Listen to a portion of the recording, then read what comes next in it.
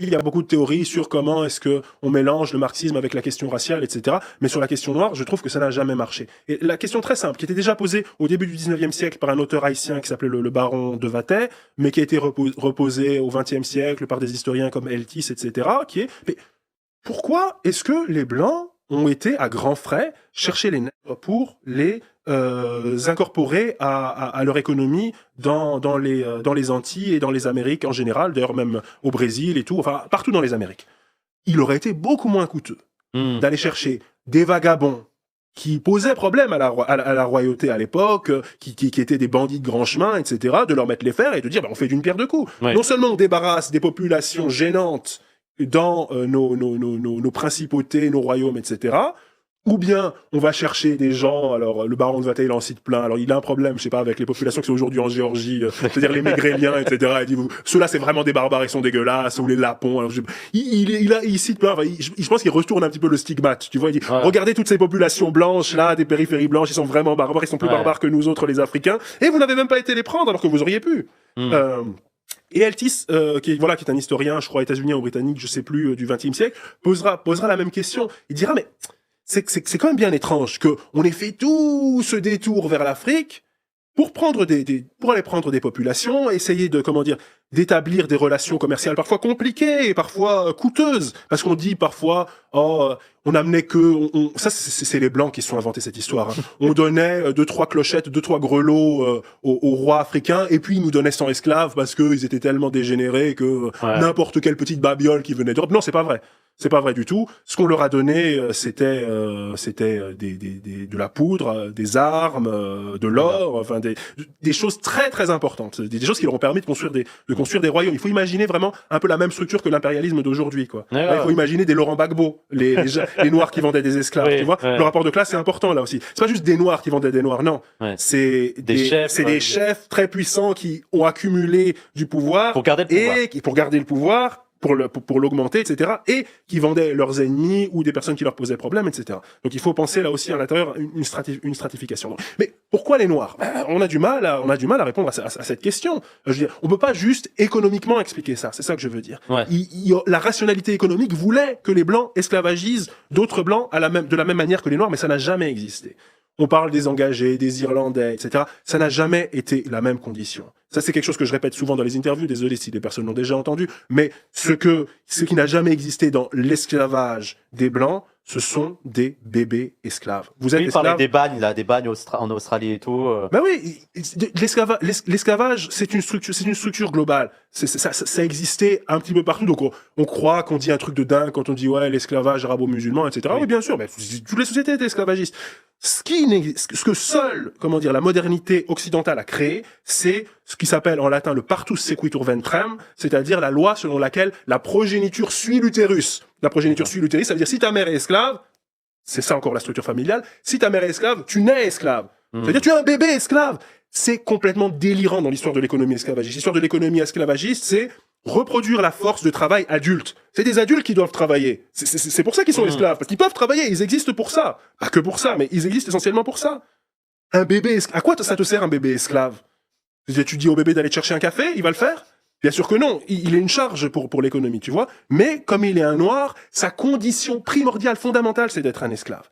Et ça, c'est quelque chose que juste aussi bien n'importe quelle rationalité économique, qu'elle soit libérale ou qu'elle soit marxiste, ne peut pas expliquer. On est obligé d'avoir une réflexion plus spéculative sur la négrophobie pour comprendre comment ça a été acceptable uniquement dans le cas des Noirs, cette rationalité-là. Oui, pour toi, les théories marxistes ne suffisent pas à expliquer la négrophobie. À la page 33, tu dis « L'accroissement de la fortune des colons comme le remplissage des caisses de l'État furent évidemment un motif capital de l'entreprise coloniale moderne.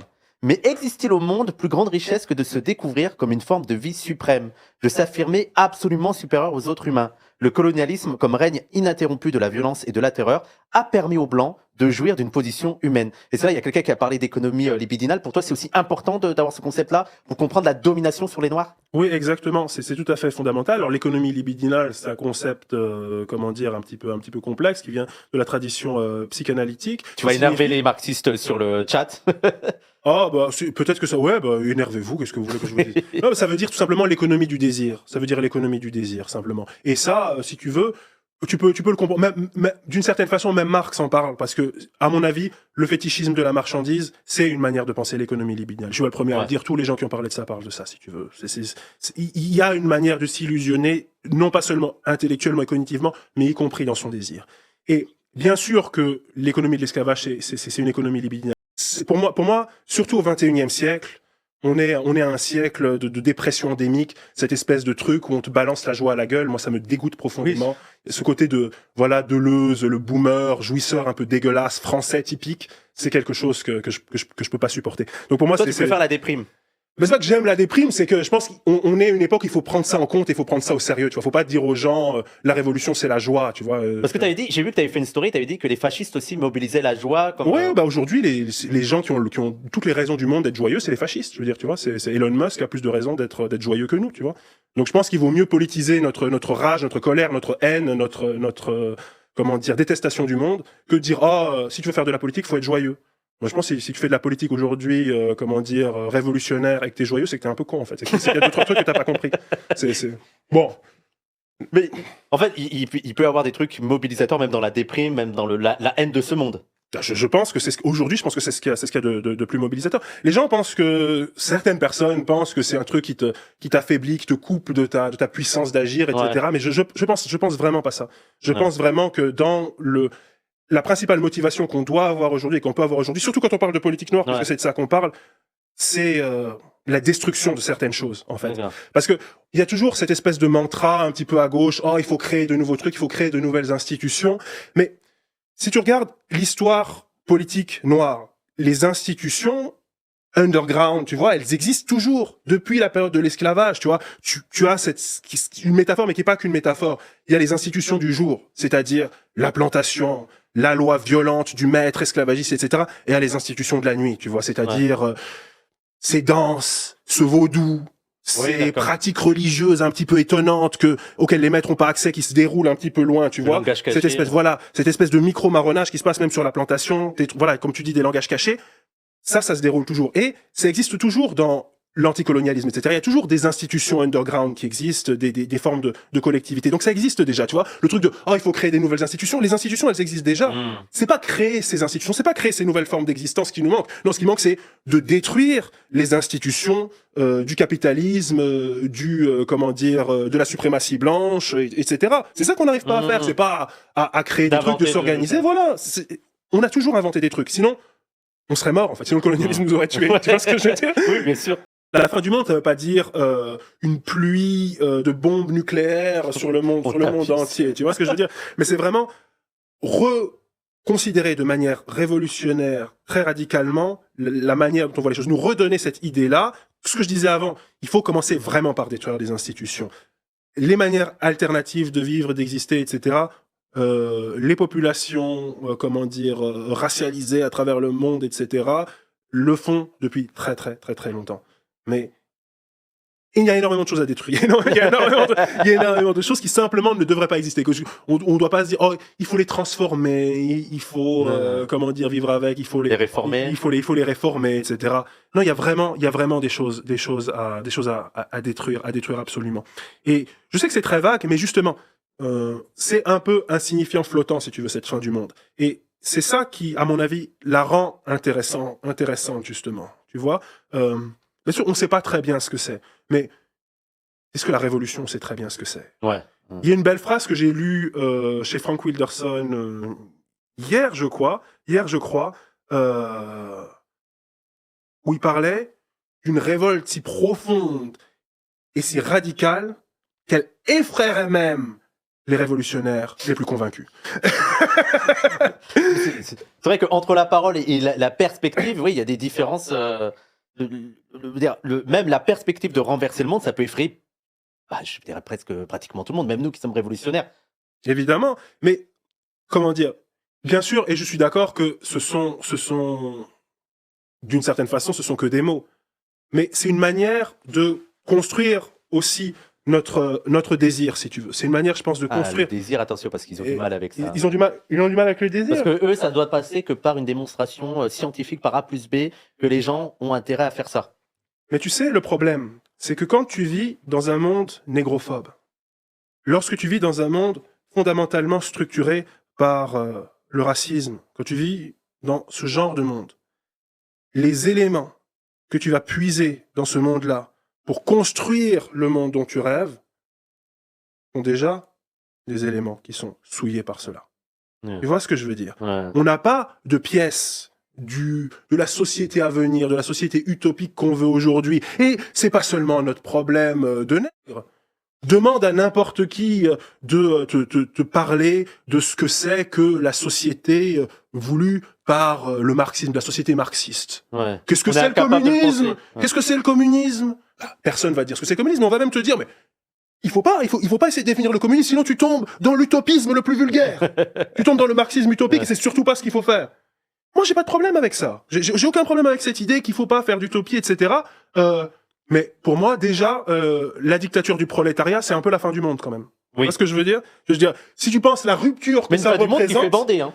mais cette fin du monde, elle est censée faire bander. Je veux dire, si vous voyez pas, est-ce que ça va te faire ban de Twitch si je dis ça? Si vous voyez pas certains bâtiments institutionnels rongés par les flammes et que ça vous fait pas bander, vous avez rien à faire sur ce chat, à mon avis.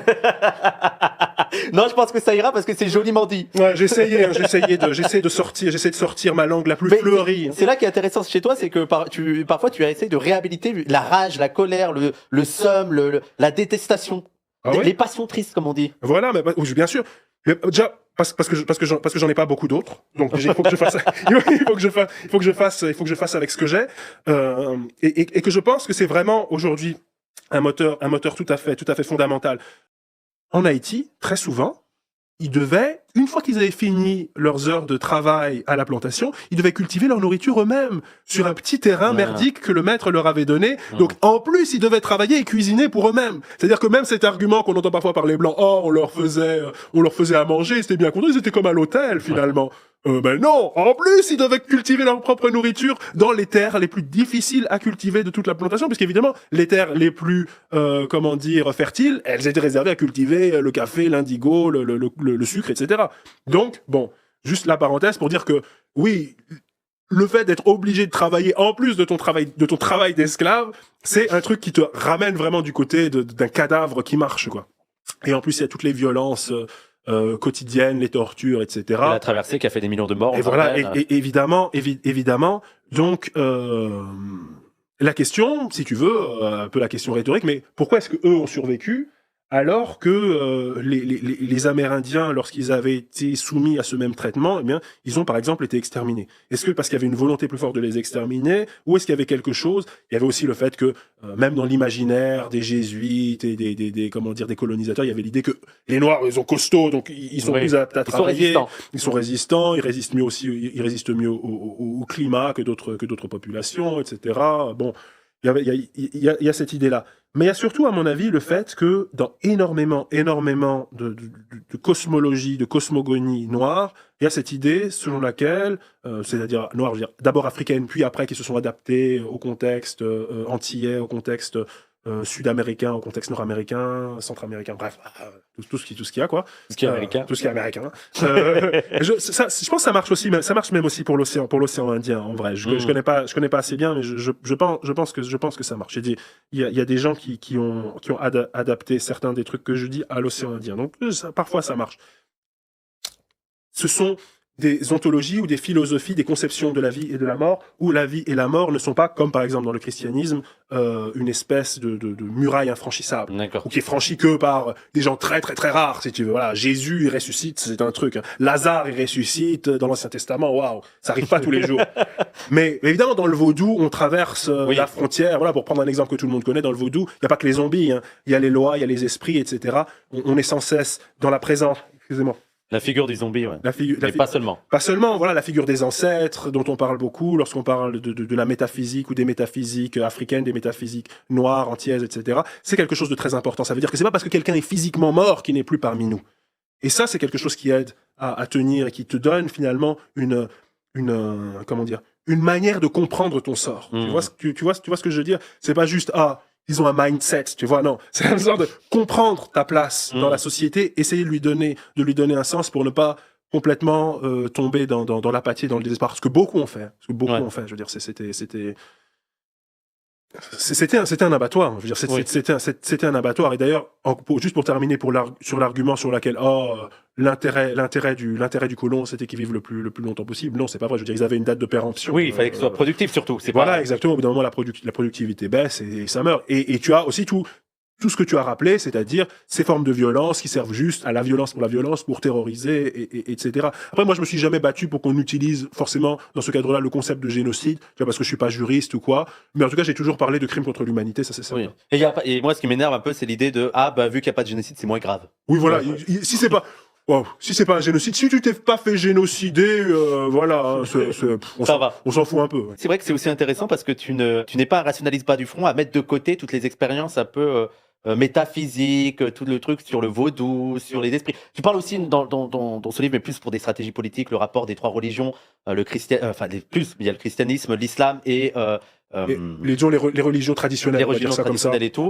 Ouais, parce que c'est Kwame Nkrumah, le premier président du Ghana, qui parle de ces trois-là, mais c'est de loin les trois principales en Afrique subsaharienne, quoi. Ouais. Donc pour toi, il y a des choses intéressantes à voir là-dedans parce que ça dit quelque chose de ces populations-là, de leur imaginaire, de la manière de vivre leurs conditions, et ça n'empêche pas non plus l'alliance entre tous les Noirs, selon toi.